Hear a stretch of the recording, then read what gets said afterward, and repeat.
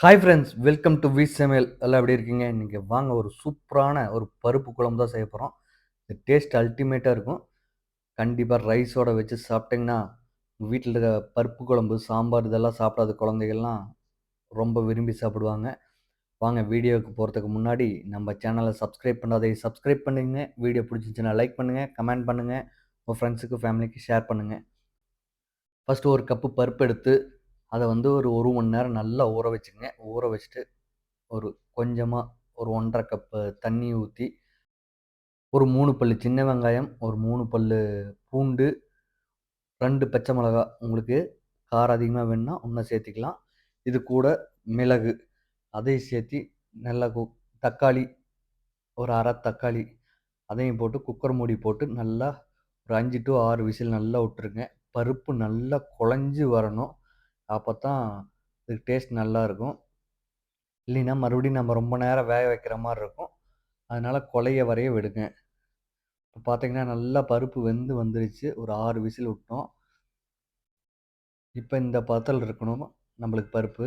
அப்பத்தான் நம்மளுக்கு கடைய தேவையில்ல. ஜஸ்ட் ஒரு ஸ்பூன வச்சு நல்லா இந்த மாரி மசிச்சு விட்டீங்கன்னா போதும். ரொம்ப நேரம் மசிக்கணுங்கிறதும் கிடையாது. இப்போ ஒரு கடாய அடுப்புல பத்த வச்சுக்கங்க.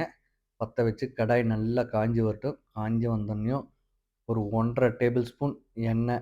நீங்க எந்த எண்ணெய் வேணாலும் சமையல் எண்ணெய் யூஸ் பண்ணிக்கலாம். எண்ணெய் காஞ்சு வந்தோனயும் இது கூட கடுகு போட்டு நல்லா பொரிய விடுங்க. கடுகு நல்லா பொரிஞ்சு வந்தோடனே இது கூட ஒரு 4 பச்சை மிளகாய பொடி பொடியா வெட்டி அதையும் கூட சேர்த்துக்குங்க. இது கூட ஒரு 5, 6 பல்லு சின்ன வெங்காயத்த 2ஆ 3ஆ நறுக்கி அதையும் சேர்த்து நல்லா கிளறி விடுங்க.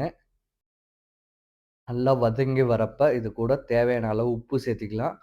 உப்பு வந்து கரெக்டாவே போட்டுக்கங்க. பத்தலைன்னா கடைசியா கூட ஆட் பண்ணிக்கலாம் நாம. நல்லா வதக்கி விடுங்க. வெங்காயம் நல்லா வதங்கி வரட்டும். இந்த டைம்ல வந்து நம்ம கருவேப்பிலை ஒரு 2 கொத்து சேர்த்துக்கலாம். இதையும் போட்டு நல்லா வதக்கி விடுங்க. வெங்காயம் நல்லா வெந்து வர டேஸ்ட் நல்லாருக்கும். இந்த பருப்போட அந்த வெங்காயத்தையும் எடுத்து சாப்பிட்றப்போ டேஸ்ட் அப்படியே அல்டிமேட்டா இருக்கும். இது கூட பெருங்காயத்தூள் ஒரு 2 சிட்டிகை அதையும் சேர்த்து கிளறி விட்டுக்குங்க. இது வந்து ஸ்டார்ட்டிங்லயே போட வேண்டாம். வெங்காயம் ஓரளவுக்கு வெந்த பின்னாடி அதுக்கப்புறம் போடுங்க. இப்போ இன்னொரு 1/2 தக்காளி இது கூட சேர்த்தி இத நல்லா வேக வைப்போம். நல்லா மசியிற அளவுக்கு வெந்து வரணும். ஏன்னா, நம்ம வந்து இதில தான் மசாலாவ ஆட் பண்ண போறோம். நம்ம பருப்பு ஊத்துன பின்னாடி மசாலாவ ஆட் பண்ண மாட்டோம். இந்த இதிலேயே தான் நம்ம மசாலாவ ஆட் பண்ணுவோம்.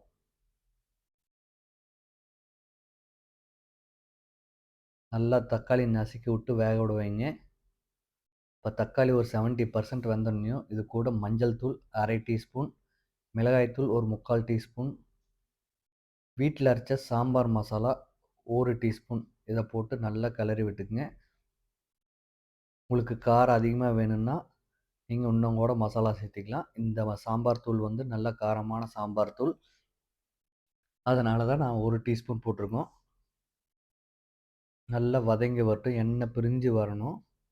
இந்த மாரி எண்ணெய் பிரிஞ்சு வரப்போ, நம்ம வேக வச்சிருக்கிற பருப்ப வந்து இதில சேர்த்திக்கலாம். இது துவரம் பருப்பு தான்.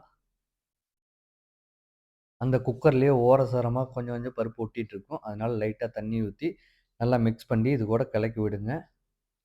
இப்ப வந்து அடுப்ப லோ ஃப்ளேம்லேருந்து ஹை ஃப்ளேமுக்கு மாத்திக்கலாம். ஏன்னா, அது நல்லா கொதிச்சு சுண்டி வரணும். அப்பத்தான் அந்த ஒரிஜினல் டேஸ்ட் கிடைக்கும்.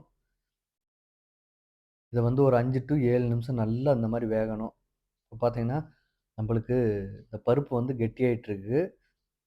இன்னும் ஒரு 2 டூ 3 நிமிஷம் விட்டீங்கன்னா, நல்லா கெட்டியாயிரும். பார்த்தீங்கன்னா, உங்களுக்கே தெரியும். பார்த்தீங்கன்னா, ரொம்ப ஒரு சட்னி பதத்துக்கு வந்துருச்சு. இந்த மாரி செஞ்சு சாப்பிட்டீங்கன்னா, டேஸ்ட் அல்டிமேட்டா இருக்கும். கண்டிப்பா ட்ரை பண்ணி பாருங்க. நீங்க வந்து இது இட்லி, தோசைக்கு கூட வச்சுக்கலாம்.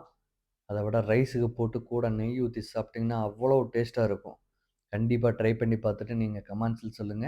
ஒரு டைம் செஞ்சுட்டீங்கன்னா, வீட்ல இருக்கிற எல்லாம் சாம்பார் வேண்டாம், இதுதான் வேணும்னு சொல்லுவாங்க. அந்த அளவுக்கு ருசியா இருக்கும். இத வந்து இந்த மாரி டைம்ல வந்து நல்லா கிளறி விட்டுட்டே இருக்கணும். சுத்தி இருக்கிறதெல்லாம் எடுத்து விட்டுட்டே இருக்கணும். அப்பத்தான் வந்து அடி பிடிக்காது. பார்த்தீங்கன்னா, நல்ல எக்ஸ்ட்ரீம் சட்னி பதத்துக்கு வந்துருச்சு. இது வந்து இன்னொரு 1 நிமிஷம் அப்படியே வச்சுட்டு, இது மேல நம்ம கொத்தமல்லி தழை தூவி இறக்கி வச்சிரலாம். இறக்கி வச்சோனே ஒரு 5 மினிட்ஸ் கழிச்சு பரிமாறுங்க. ஏன்னா, இது 5 மினிட்ஸ் கழிச்சு பரிமாறுறப்ப நல்லா இஞ்சி வரும் இன்னும். அப்ப டேஸ்ட் இன்னுமே அதிகமா இருக்கும். பார்த்தீங்கன்னா, நல்லா இஞ்சி வந்துட்டுருக்கு. அடுப்ப ஆஃப் பண்ணியாச்சு நாம. இப்போ ஒரு தட்டுல வந்து ரைஸ போட்டு, அது கூட 2 கரண்டி இந்த பருப்பு குழம்ப ஊத்தி, கூட நெய் ஊத்தி சாப்பிட்டீங்கன்னா, டேஸ்ட் அடடடடடடா! அவ்வளோ சூப்பரா இருக்கும். கண்டிப்பா ட்ரை பண்ணி பாருங்க. உங்களுக்கு இந்த வீடியோ புடிச்சிருக்குன்னு நெனைக்கிறேன். புடிச்சிருந்துச்சுன்னா லைக் பண்ணுங்க, கமெண்ட் பண்ணுங்க. உங்க ஃப்ரெண்ட்ஸுக்கும், ஃபேமிலிக்கும் ஷேர் பண்ணுங்க. சப்ஸ்கிரைப் பண்ணாதீங்க, சப்ஸ்கிரைப் பண்ணிக்கங்க. கூட வடக வச்சு சாப்பிடுங்க. நன்றி, வணக்கம்.